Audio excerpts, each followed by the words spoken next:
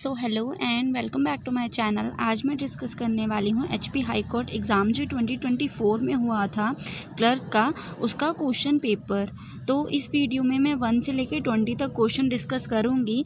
बाकी इसके अलावा एचपी हाई कोर्ट एग्ज़ाम जो 2025 में होने वाला है उसके मैं प्रैक्टिस एमसीक्यूज़ अपने चैनल पे शेयर कर रही हूँ, वो आप वहाँ पे जाके देख सकते हैं। तो हमारा फर्स्ट क्वेश्चन है, in which city did the multinational military exercise Shanti Prayas four commence involving representative from 19 countries. तो ये इसका जो हमारा ऑप्शन है वो ए करेक्ट हो जाएगा, काठमांडू। और ये काठमांडू नेपाल में है। इसके अलावा जो इसमें आर्मी के रिप्रेजेंटेटिव थे ये 19 कंट्रीज से आए हुए थे। और ये जो शांति प्रयास 4 जो मिलिट्री एक्सरसाइज हुई है ये फेब 2024 को हुई है। अगला क्वेश्चन है हमारा second, which country recently join the international solar alliance that is ISA becoming the 119th member nation. तो कौन सी कंट्री ने ज्वाइन किया है और जो उसकी 119th मेंबर बनी है? तो इसका करेक्ट ऑप्शन है सी, दैट इज़ माल्टा। और ये फेब 2024 में इसने ज्वाइन किया है। और अब ये ISA जो है इसका जो एम है ये है to reduce unreliable source and क्या ये किस चीज़ का यूज़ करने के लिए ये इनको वो कर रहे हैं, मोटिवेट कर रहे हैं, दैट इज़ बायोफ्यूल। और ये एम को अचीव करेंगे 2030 तक। इसके अलावा जो माल्टा है जो कंट्री है ये कहाँ पे सिचुएटेड है? ये यूरोप के कॉन्टिनेंट में है और ये मेडिटेरियन सी के पास है। और जो इसकी कैपिटल है, माल्टा की कैपिटल है वेलिटा। इसके अलावा जो ISA है इसका हेडक्वार्टर है गुड़गांव में। एंड जो इसके जो हेडक्वार्टर के जो चेयरमैन हैं वो हैं, डायरेक्टर जनरल जो हैं वो हैं आशीष खन्ना। इससे पहले डॉक्टर अजय माथुर इसके डायरेक्टर जनरल रह चुके हैं। इसके अलावा जो ISA है ये लॉन्च हुआ था 2015 में इन पेरिस।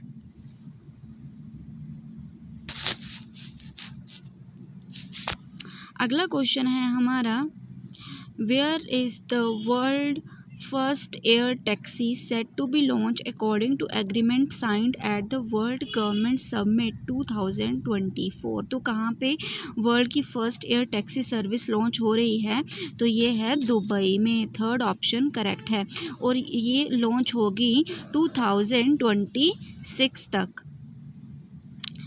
अगला क्वेश्चन है हमारा fourth, Which country is set to launch its first luxury train, the Dream of Desert? तो कौन सी कंट्री लॉन्च कर रही है? तो इसका ऑप्शन सी करेक्ट है, दैट इज़ सऊदी अरेबिया। और जो ये लॉन्च होगी 2025 में। और ये दो कंट्री की पार्टनरशिप में लॉन्च हो रही है, एक तो सऊदी अरेबिया एंड दूसरा इटली। इसके अलावा जो सऊदी अरेबिया है उसकी कैपिटल रियाद है। तो ये ये ट्रेन है ये रियाद से अल कतर तक ही जाएगी। अल कतर जॉर्डन बॉर्डर तक ये डिस्टेंस कवर किया करेगी। अगला क्वेश्चन है हमारा fifth, how many nation are part of the international energy agency IEA? तो इसके टोटल कितने मेंबर्स हैं? दैट इज़ 31 नेशन इसके मेंबर हैं। एंड जो IEA है ये 1974 को इस्टेब्लिश हुआ था under the framework of OECD। OECD stands for organisation for economic corporation development. And इसमें जो इनका एम है ये एम तो नहीं, ये जो IEA है ये एनर्जी डिमांड फुलफ़िल करता है up to 75% all over the world. अगला क्वेश्चन है six, grand central terminal park avenue New York is in the world. तो ये क्या है? ग्रैंड सेंट्रल टर्मिनल पार्क जो न्यूयॉर्क में है ये largest railway station. First option correct है। एंड ये ओपन हुआ था 1930 में। और ये क्यों जाना जाता है? ये अपने आर्किटेक्चर के लिए जाना जाता है। अगला क्वेश्चन है, entomology is the science that studies. तो एंटोमोलॉजी में हम इंसेक्ट्स के बारे में पढ़ते हैं। तो सेकंड ऑप्शन करेक्ट है। 8th क्वेश्चन है Eritrea which became the 182 member of the UN in 1993 is in the continent of the Eritrea किस कॉन्टिनेंट में आता है? तो ये आता है अफ्रीका में, बी ऑप्शन करेक्ट है। अब इसके अलावा जो एरिट्रिया है इसकी कैपिटल क्या है? इसकी कैपिटल है अस्मारा और ये रेड सी कोस्ट के पास लोकेटेड है। अगला क्वेश्चन है 9th Hitler party which came into power in 1993 known as. तो हिटलर पार्टी का अदर नाम क्या है? तो इनको नेजी पार्टी के नाम से भी जाना जाता है, बी ऑप्शन करेक्ट है। अब ये नाजी पार्टी जो है ये जर्मनी की है और ये इन्होंने कब से कहाँ तक रूल किया? इन्होंने 1920 से 1945 के बीच में ये पावर में रहे। और जो नाजी है इसका फुल फॉर्म क्या है? National socialist German worker party. ठीक है, इसके अलावा जो एडोल्फ हिटलर हैं वो 1933 में इसके लीडर बने थे। इसके अलावा इसमें और भी काफ़ी पार्टीज़ के बारे में बताया गया है, जैसे हमारी यहाँ पे आ रही है लेबर पार्टी। तो ये जो लेबर पार्टी है ये ग्रेट ब्रिटेन की है। इसके अलावा क्यूलेक्स क्लैन ये पार्टी अमेरिका की है। इसके अलावा यहाँ पे आ रही है डेमोक्रेटिक पार्टी, ये है यूएस यूनाइटेड स्टेट की। अगला क्वेश्चन है हमारा 10th golf player Vijay Singh belong to which country. तो जो विजय सिंह जो गोल्फ प्लेयर है वो किस कंट्री से बिलोंग करते हैं? That is B option correct है, फिजी। और इनको द बिग फिजियन के नाम से भी जाना जाता है और इन्होंने 34 इवेंट्स जीते थे। इसके अलावा ये 2006 में इलेक्ट भी हुए थे वर्ल्ड हॉल ऑफ फेम के लिए। अगला क्वेश्चन है 11 The territory of Porus, who offered strong resistance to Alexander, was situated between the river of। तो जो पोरस राज्य है वो कहाँ पे सिचुएटेड है? That is Jhelum and Chenab. हमारा बी ऑप्शन ये करेक्ट है। इसके अलावा इसमें और भी क्वेश्चन आ सकते हैं, जैसे ये ऑप्शन करेक्ट है। इसमें आ सकता है कि जैसे झीलम है तो झीलम का जो दूसरा नाम है उसको हाइडस प्लेस के नाम से भी जानते हैं और चिनाब को एसेसनीस के नाम से भी जानते हैं। इसके अलावा जो पोरस था, पोरस जो टेरिटरी थी वहाँ पे जो किंग पोरस जो इंडियन रूलर थे वो रूल कर रहे थे। तो जो ये पोरस और अलेक्जेंडर के बीच में जो बैटल हुई है इसको बैटल ऑफ हाइडस प्लेस के नाम से भी जाना जाता है और ये हुई थी 327 से 326 BC के बीच में और ये जो टेरिटरी है पंजाब रीजन में आता है। इसके अलावा जो अलेक्जेंडर है इस पोरस को इन्वेड करने से पहले इसने इंडस रिवर के पास जितनी भी टेरिटरी थी उनको इन्वेड किया था एंड इस बैटल में जो अलेक्जेंडर है वो जीत गए थे और जो पोरस किंग थे वो डिफीट हो गए थे। अगला क्वेश्चन है हमारा 12th the theory of economic drain of India British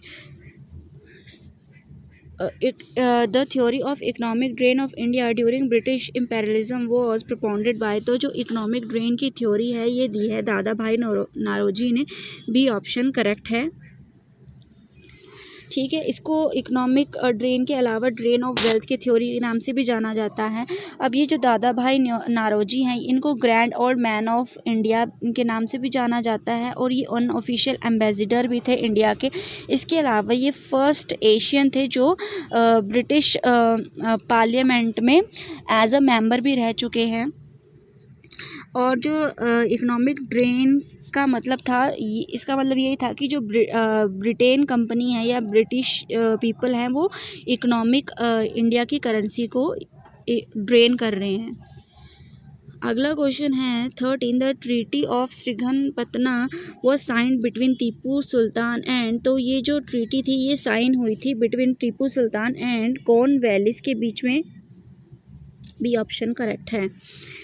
इसके अलावा जो कॉर्नवालिस थे, ये ब्रिटिश ईस्ट इंडिया कंपनी के लीडर रह चुके थे। इसके अलावा जो टीपू सुल्तान हैं वो रूलर ऑफ मैसूर थे उस टाइम पे। और जो ये ट्रीटी है श्रीरंगपट्टनम, ये कर्नाटका में आ रहा है।